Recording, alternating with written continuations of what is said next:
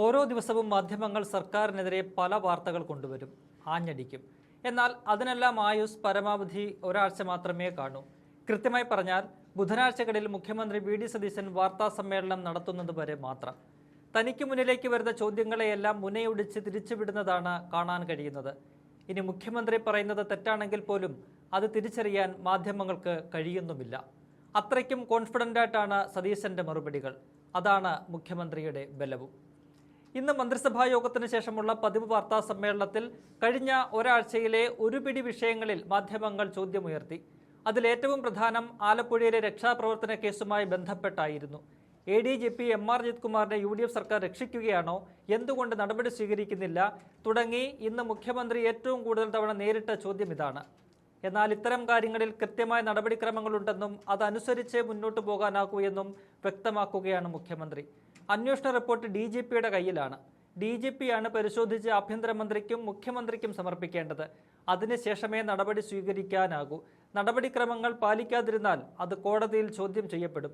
അപ്പോൾ മാധ്യമങ്ങൾ സർക്കാർ അശ്രദ്ധ കാട്ടി എന്ന് വാർത്ത നൽകും. മാധ്യമങ്ങളല്ല നടപടി സ്വീകരിക്കേണ്ടത്, സർക്കാരാണ്. നടപടി സ്വീകരിച്ചു കഴിഞ്ഞ് ഞങ്ങൾ പറയും, അപ്പോൾ മാധ്യമങ്ങൾ അറിഞ്ഞാൽ മതിയെന്നും മുഖ്യമന്ത്രി ആഞ്ഞടിക്കുന്നുണ്ട്. ഗവൺമെന്റ് ലീഡർ നിയമനത്തിൽ ലോയേഴ്സ് കോൺഗ്രസിന്റെ പരാതി സംബന്ധിച്ചുള്ള ചോദ്യത്തെയും നിർവീര്യമാക്കുന്നതായിരുന്നു മറുപടി. ലോയേഴ്സ് കോൺഗ്രസ് സമർപ്പിച്ച ശുപാർശ പട്ടികയിൽ നിന്നാണ് നിയമനം നടത്തിയതെന്നും അതിൽ ഇപ്പോൾ വിവാദമായിരിക്കുന്ന 2 അഭിഭാഷകരുടെ പേരുണ്ടെന്നും തെളിവുകൾ നിരത്തി മുഖ്യമന്ത്രി വിശദീകരിക്കുന്നു. ഇത് സംബന്ധിച്ച് ലോ കോളേജിലെ KSU യൂണിറ്റിന്റെ പ്രതിഷേധത്തെ മുഖ്യമന്ത്രി പൂർണ്ണമായും തള്ളിക്കളയുകയാണ് ചെയ്തത്. അവർക്ക് ഗവൺമെന്റ് ലീഡർ നിയമനത്തിൽ യാതൊരു കാര്യവുമില്ല, അവരല്ല തീരുമാനിക്കുന്നതെന്ന് തുറന്നടിച്ചു സതീശൻ. ഹിന്ദു ഐക്യവേദി നേതാക്കളെ കണ്ടതുമായി ബന്ധപ്പെട്ട വിവാദത്തോട് അവരെ ഒളിച്ചെല്ലാൻ കണ്ടതെന്ന് പിണറായിയെ കൊട്ടിയായിരുന്നു മറുപടി. പണ്ട് മസ്കറ്റ് ഹോട്ടലിൽ വെച്ച് മാധ്യമങ്ങളോട് കടക്കുപുറത്ത് പറഞ്ഞ് ശ്രീ എമ്മിന്റെ മധ്യസ്ഥതയിൽ മുഖ്യമന്ത്രിയായിരുന്ന പിണറായി RSS നേതാക്കളുമായി സമാധാന ചർച്ച നടത്തിയത് ചൂണ്ടിക്കാട്ടിയായിരുന്നു പിണറായി കെട്ടുകുത്തിയത്. മുഖ്യമന്ത്രി എന്ന നിലയിൽ വിവിധ സംഘടനകളെയും പാർട്ടി നേതാക്കളെയും കാണേണ്ടത് തന്റെ ഉത്തരവാദിത്തമാണെന്ന് ഓർമ്മിപ്പിക്കുന്നു സതീശൻ. NSSന് അനുമതി നിഷേധിച്ചിട്ടില്ല, കാണാമെന്നാണ് താൻ സുകുമാരൻ നായരോട് പറഞ്ഞിട്ടുള്ളത്. തനിക്കെതിരെ സുകുമാരൻ നായർ പറഞ്ഞെന്ന മാധ്യമ വാർത്ത മാത്രമേ ഉള്ളൂ. അദ്ദേഹത്തിന്റെ പ്രതികരണം കണ്ടിട്ടില്ലെന്നും പറഞ്ഞ് ആ വിവാദവും അവസാനിപ്പിച്ചു. CPM മുഖപത്രമായ ദേശാഭിമാനിയുടെയും പാർട്ടി ചാനലായ കൈരളിയുടെയും പ്രതിനിധികൾക്ക് ഉരുളക്കുപ്പേരി പോലെയാണ് സതീശന്റെ മറുപടി. കഴിഞ്ഞയാഴ്ചയിലെ വാർത്താ സമ്മേളനത്തിൽ വിഴിഞ്ഞം ഓഹരി കൈമാറ്റ വാർത്ത ദേശാഭിമാനിയിൽ വന്നതിനെക്കുറിച്ച് മുഖ്യമന്ത്രി പറഞ്ഞതിലെ പിശകാണ് ചൂണ്ടിക്കാട്ടിയത്.